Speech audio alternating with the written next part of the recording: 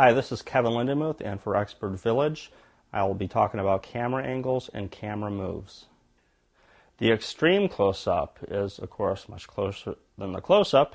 Extreme close-up is usually, you'll zoom on, if it's somebody's face, you'll just, show their mouth talking, or you just go to their eye, and, that's an extreme close-up. Like in let's say a vampire film, that's the shot where you see them open their mouths and there's fangs there.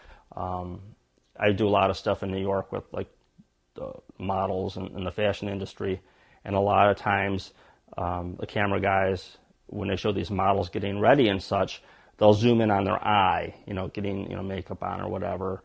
And there's these tight little shots that are important for what's going on. So when you have an extreme close-up, is to show something that's very important at the time. It could be like a label on something. Like in a mystery, it could be, a piece of the key evidence or whatever that's like lying on a table or something. So it definitely draws attention to itself. There's a very specific reason for the extreme close-up.